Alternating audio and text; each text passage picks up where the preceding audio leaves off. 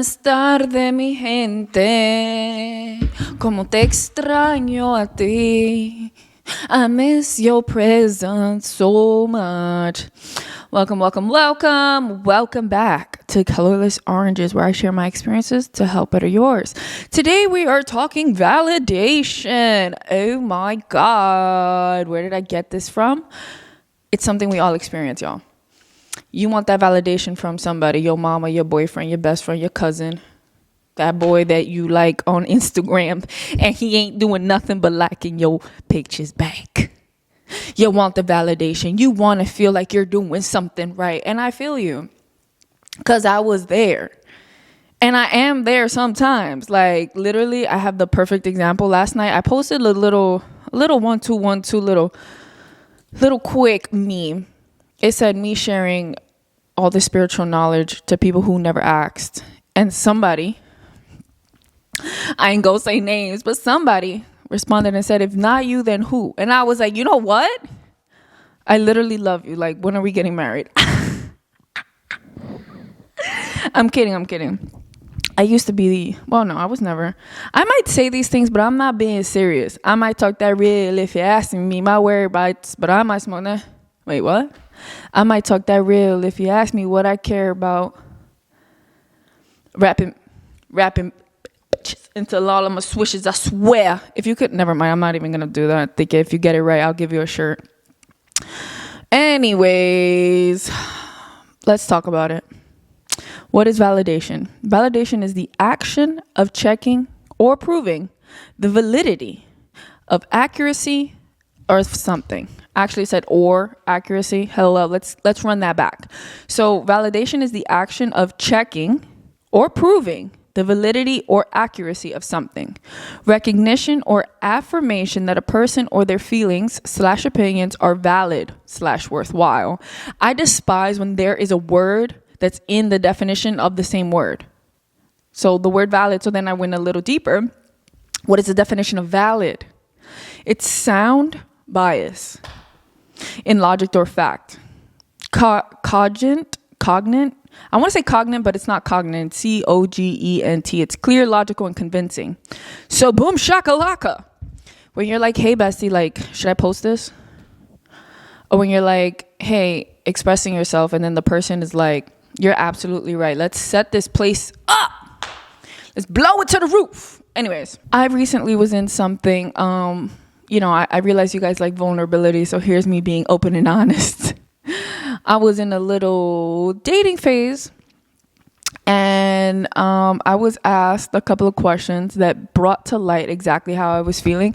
I kind of was like, not masking it, but hiding away from these things. Like how I was genuinely feeling. Like, I knew how I felt, because we always know how we feel. We just tend to hide it. We tend to put it away and like act like it's not there and whatever. So I kind of, just for the sake of like science, like a case study, like just making sure that I'm not wrong, like I like to have 130,000 factual things to bring to court and not just one. Okay, because like the one could be wrong. I had a couple things that were bothering me, some little red flags here and there, but the biggest one was the validation. It was this person constantly needing me to let them know how I felt in this connection. It was the constant, is everything okay? Is everything okay? While that may seem really sweet, I do not need that. I am very stable. I am like a tree. I am growing. I'm constantly expanding. Like, I genuinely don't need a check-in this often. I just met you. Like, we do not need to be talking about certain things and so quickly. And I don't think we take into account how much men need mothers. And okay, yes, y'all can say women need fathers. And like, it is a double-edged sword, because at the end of the day, like, a mother's role is so grand. You can't replace a mother. You know what I mean? You can replace a father. Shout out to my dad. Shout out to my dads, plural, because I had many. Shout out to my mother. I'm just not interested in babysitting anybody's emotions. I don't believe in people outsourcing their regulation. I've had to learn how to regulate myself from a very young age, okay? And while it might have not worked when I was younger so often or whatever, I think I've mastered this. Not master, I don't want to say that, because then I feel like we've come to an end at something, and I don't ever like to put periods to anything. I do see, though, that I was once extremely unregulated, like my nervous system off the roof. I think one of the biggest tells of me and my nervousicity, that's not a real word, okay?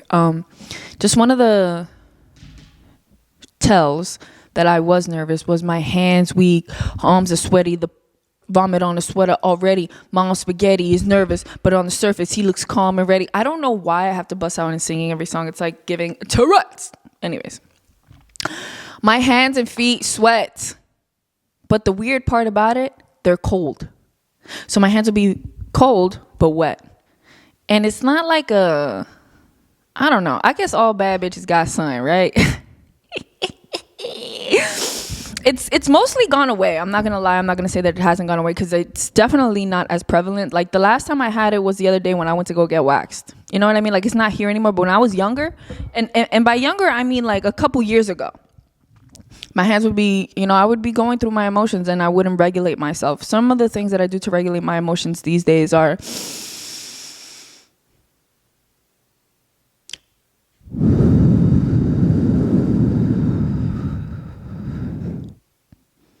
also go to yoga. Also write my emotions down so I can see what's the problem and why am I experiencing this. And when I need validation, majority of the time, it's just because I want to hear somebody say like, you're right. But what I've realized is I am the decider of what is cool and what is not in my life. Just as you are, right? You're the one that decides, oh, that looks beautiful, that's ugly. I like this and I don't like that. You're cool, you're not. We can be friends or we can't be friends. You're the decider of everything in your life. Genuinely, every single thing. You are in charge of your destiny, yada, yada, yada. We know this cliche, but seriously, I feel like I need to say that here. You are in charge of everything. Like, you have the power. It is yours. It is in your hands. Take the reins and do what you got to do. I think I have mastered me. I feel like I have mastered the art of, I don't need to know what anyone thinks about what I'm doing. I know what I'm doing is correct. And I feel like my biggest issue with this whole thing was efficiency. I wanted everything to be efficient. I wanted every move that I made to make sense, right? So if I bought a car, like, is this a good price? Am I doing this for my family? Am I doing, and da da da da. You have to put yourself in the epicenter of your life. You have to be the most important thing to you. Not for a selfish reason. Not because you are going to rule the world and whatever. You're going to rule your world, which then creates love and trust within yourself. And then giving the love and trust that you have from you can give it to other people. Right? Doesn't that make sense? If I love me, then I can love you. We're no longer getting into these toxic relationships and loving people more than we love ourselves, doing more for others than we do for ourselves. I was in a very long season of my life where I would give to others before I gave to myself. And it created a lot of anxiety, sweating hands. It was like a mask of sorts. Like I didn't know what to do, where to go, how to feel, what to say. It was really when I became independent that I realized like I am my own person. I am me, and since I do decide this is cool, this is not, then I should decide if I'm cool or not. And if I want to be cool, if I want to be happy, if I want to be fulfilled in life, I have to do what makes me happy.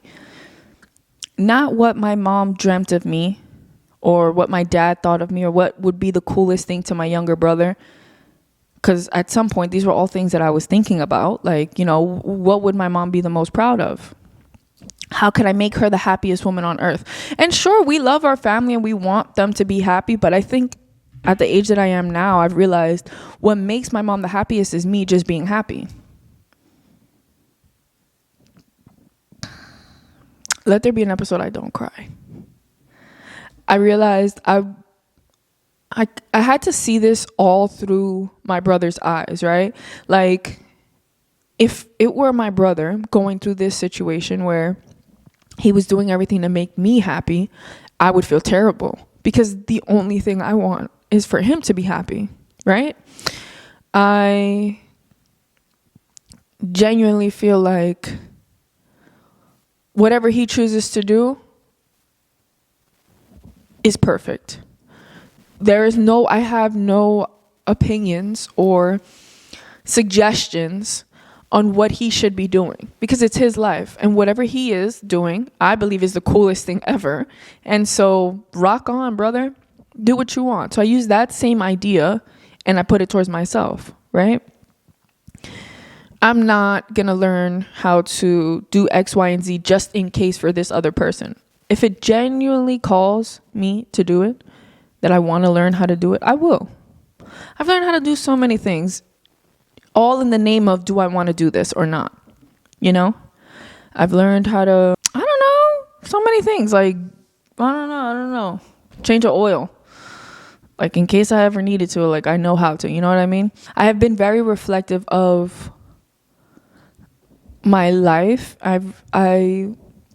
In talking to somebody new, that's kind of what happens. Like, you talk about yourself and like the things that have happened and whatever. And those things have sparked a lot of memories for me, a lot of thoughts and things that have happened to me in my past that made me realize where I am today was a place that I had wanted to be before. But in the season of asking for validation, in making sure everything I'm doing is efficient, I couldn't get here that way. Because had I asked you, you probably would have been like, girl, are you crazy? Or maybe not. Maybe you're really supportive and you're like, no, girl, do what you got to do. Do whatever you want. It's your life. I rewatched the movie Premonition. Now, I've always loved this movie. I used to watch this movie a lot when I was young, and I hadn't watched it in a really long time. So I rewatched it. I watched it on Amazon Prime. I had to rent the movie, because why do I pay a subscription, but I have to rent movies when I use the subscription? How does that work? I'm paying $20 a month and I have to pay for a movie to watch it? I don't get it. It's so confusing to me. But Amazon, what's up? Anyways. First of all, super surprised Nia Long was in it. Loved Nia Long, but did not remember she was in the movie. I was just like, oh! Like, I saw her name on the, like, starring so-and-so. I was like, no way. Obviously, as an adult now, I understand the movie completely different than I did when I was young. For some reason, I'm spoiling this movie. If you hadn't watched it, like, just skip over. I'll put the timestamp here where you should be skipping over to. I didn't know that Jim stood dead. Her husband, she kept having this, she knew that her husband was going to die. So she was trying to figure out a way to stop him from dying. And in doing so, her stopping him from dying was the reason he died. You know what I mean? At the end of the movie, she is sleeping and she wakes up. Her daughters wake her up and we see that she's pregnant. What? I realized it was just her dreaming in this odd sequence. Like, she was remembering things piece by piece, because when something traumatic happens, I don't know how you are, but I know majority of people, and yes, this is a case study, don't remember everything straight. Right? It was like, oh, this happened to me on Wednesday, but on Sunday before, this is what happened. And then I remember Friday, but then I can't remember Tuesday, and la, la, la, la, la. So, and had I known anything, I would have realized that she was dreaming the entire time, but I didn't, I thought that it was just the way her mind was working presently, like she was in and out of a daze kind of thing. I didn't think that she was sleeping, but anyways, she was sleeping, dreaming of these things. And what I realized was the movie was really about, like, would you had rather love or not love, right? Like, the same notion every single time. It's like, how much do you care about yourself?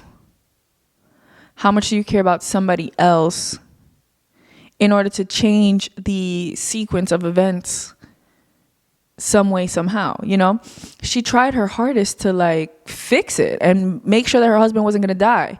Then when she found out he was about to cheat on her, she was like, fuck that. If I let him die, I probably did let him die. I don't know. he was about to cheat, so like maybe we were doomed anyways, and like whatever. That to me was like anger, but also acceptance. Like, all right, if this is what's gonna happen, it's what's gonna happen. And then the thing that changed everything, which gave her that, okay, I can like go and move on, was because they had like a beautiful night before he passed away. And her being able to remember that and have that part, and then have a baby from that love, was supposed to signify like, oh, love is amazing, la la la. I'm gonna be honest, I ain't trying to just, okay, well, I guess my mind has changed literally in the drop of a pin, because that was crazy. I've always said that I'd rather not love than love.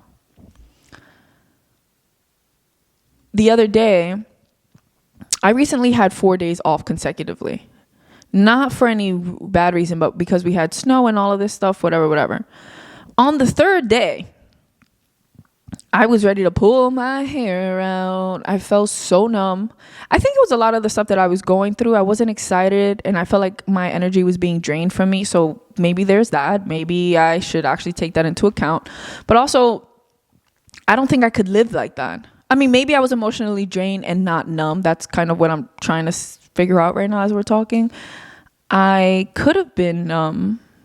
No, I wasn't numb. I think I was emotionally drained. I was just tired and irritable, in the sense that I couldn't get out of like this situation, because I kind of felt bad because the person seemed so sweet, but in all actuality, the person was just needy, and I don't do well with that. I genuinely do not like people who rely on others for anything. Not that we have to be super independent, because obviously if we're going to coexist and be in a relationship, we do depend on one another.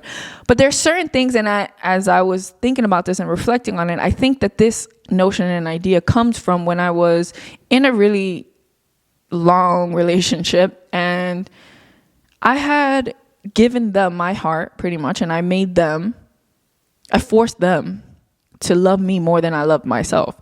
I forced them to make me feel whole and complete, which never happened, because they don't have the capacity to do that, because the only person that does have the capacity is yourself.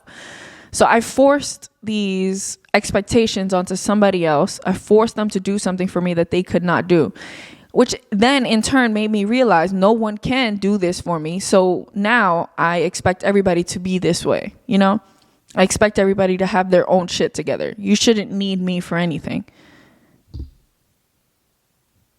Right? Not that I'm on this grimy type of time, like, oh, F people and la la la la la. It's more so I've had to get it out the mud, and maybe you should too. I just feel like what was asked of me was a lot of responsibility and pressure that was so unnecessary. I am nobody's mom. I'm nobody's person. I shouldn't have to be doing those things. I have a lot. And I don't want to say that I have a lot going on that I can't tend or nurture a relationship. I think that I have enough withal and capacity to do so, which had me thinking like, oh my God, am I emotionally unavailable? And I realized I'm not necessarily emotionally unavailable. I'm selective. I think I choose where and who to open myself to and be vulnerable with. And while that might be a lot of people, or might be none, I don't think there's anything wrong with deciding, even this person is nice. Like, I felt bad because I felt like, oh, like this is a really nice person. But how nice are they if they're constantly, sorry, my battery died. How nice are they if they are expecting you to do for them that they aren't doing for themselves, right? A lot of the questions was like, oh, is your armor coming down? Like, are you being open? Is this growing? Like, And maybe we should ask a question like, what is too early for these check-ins? Like, I don't know. And also, I kind of felt bad because I didn't want to... Okay, so here's the thing. I went to express myself to somebody that I feel should understand me a little better, but clearly they don't. Talking about I am mean and I can be mean to people and rude. And I don't feel that way of myself. I feel that I am a truth teller, and people don't like that. People don't want you to be honest. People want you to sugarcoat things. That's exactly what the person was saying. Oh, but you shouldn't actually say it like that. You should say it politely. And it's like, whether I say it politely or not, it's still the same message. right? This is the same topic I've had forever, my entire life. Like, I need to learn how to say things. It's not about what you say, it's about how you say it. And it's like, this is how I feel about it. Because what do you mean? I'm saying what I'm saying. Just understand what I'm saying logically, with the mind, not with your heart. You know what I mean? If I'm telling you you are needy, it's not that like I'm trying to be rude or disrespectful. It's just, this is the terminology for it. And whether I say it nicely or not, it's still going to hurt, because this is something that you aren't aware about. You don't know what's going on. You don't know this because you can't see yourself outside of yourself, right? People love to say that they're so self-aware, but they're actually not. We don't need to babysit anyone's emotions, especially not early on. We seek validation to belong. We want to feel accepted. We want connection. I think that the most important thing, so that you are no longer needing of other people's time and presence or anything to fill you and fill your void, is to accept yourself. Love yourself. And I know that's the most cliche, but it's the answer to all problems. Just love yourself. That is the easiest way to avoid all of these issues. Do whatever it is that your heart is desiring. Follow the excitement. Whatever it is that you want, it is behind the things that bring you joy. I promise. And if you're the kind of person that's like, oh, well, it's not that easy, and oh, there's no such thing, and you can't settle. I mean, you have to settle. Sometimes you're not going to get everything you want. That is an absolute man-made lie that you made up yourself. And if you loved yourself more, you would understand very clearly that there is bigger and better for you in this world, and you can have anything you want. There are no limitations in this world. Literally. There are people in this world who have billions of dollars, like so much money. What makes you think that you can't have the same thing? Oh, because I'm already old and I already did this. Oh, and I haven't studied and I didn't la la la la la. What makes them different than you? We're all human. Maybe it's their mind. I genuinely don't know. Right? Because like my mind thinks I'm a billionaire, but like my funds don't be saying the same. But they kind of do, because at the end of the day, I get whatever I want whenever I want. A lot of our pain and suffering comes from the unacceptance of ourselves. When we love us, everything around us is beautiful. When we hate us, and when we resent us, and when we don't trust ourselves, it creates chaos. So let's flatten it out, take an iron, start loving yourself, giving yourself what it is, even if that's like one small thing. Maybe you've deprived yourself of nice little dates that you go on by yourself, or maybe you've deprived yourself of your own you time.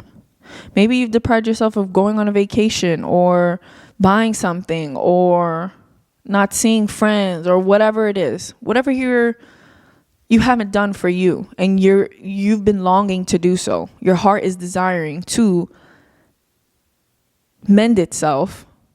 Do that thing, whatever it is, the smallest thing or the biggest thing, whatever it is in your mind.